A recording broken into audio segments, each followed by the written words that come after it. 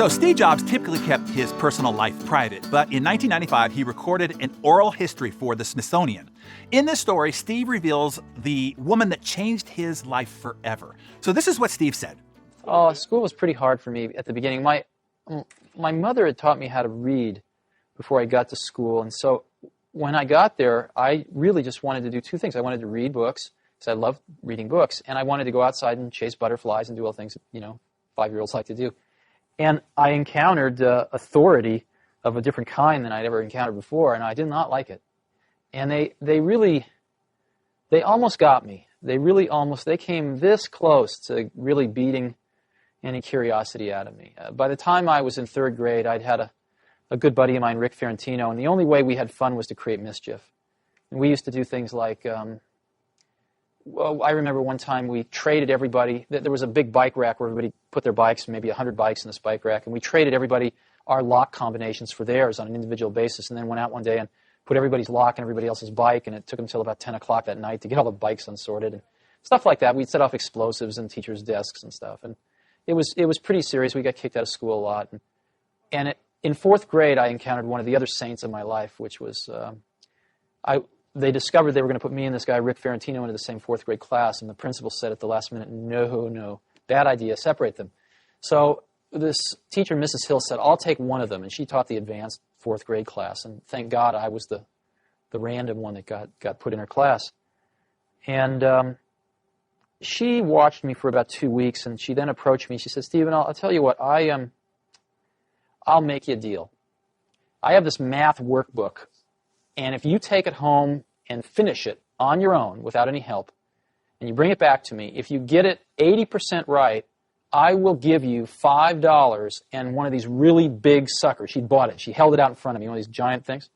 And I looked at her like, are you crazy, lady? Nobody's ever done this before. And, of course, I did it. And she basically bribed me back into learning with candy and money.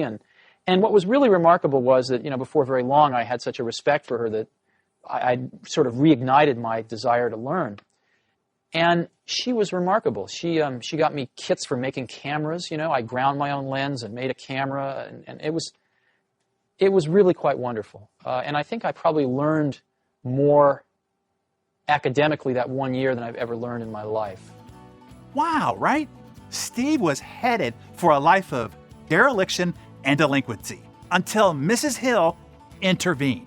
She saw Steve, maybe the first person outside of his parents to do so. And it wasn't what she said, it was the challenge that she gave him, backed by the belief in his superior ability. And the candy and cash prize helped too. Let's be honest, he was in the fourth grade after all. Who knows how Steve's life would have gone if not for Mrs.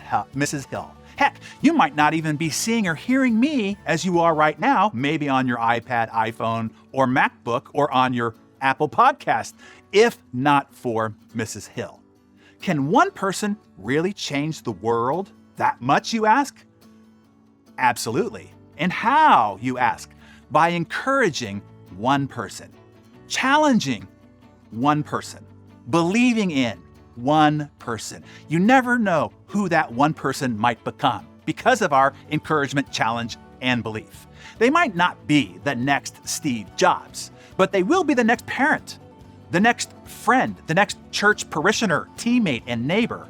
And the rock of encouragement that you toss into the pond of their potential will now ripple throughout the community of humans that they encounter for the rest of their life. That is how you change the world. You don't have to be a teacher. You don't have to be a coach or a mentor or a priest or a rabbi to positively intercede into somebody's life. All of us, any of us, can choose to encourage, challenge, and believe in any of us at any time. So how about we start today? I have a challenge for you. If you have a Mrs. Hill in your life, as Steve called her, an angel of your life, someone who interceded, who saw you, who encouraged you, who challenged you, believed in you, and it changed the trajectory of your life, send them this Darren Daily with a note, "You are my Mrs. Hill." They'll get the message. And I challenge you to become a Mrs. Hill in the life of another. Send them this Darren Daily with the note, "This message made me think of you. I see you. I think you're incredible, beyond what you believe about yourself now. But I believe in you. I just wanted you to know that. And then tell us, who will you be honoring today? Who has believed in you that you will be telling today? And who do you believe in that you will be telling today? Share that with us in the comments below.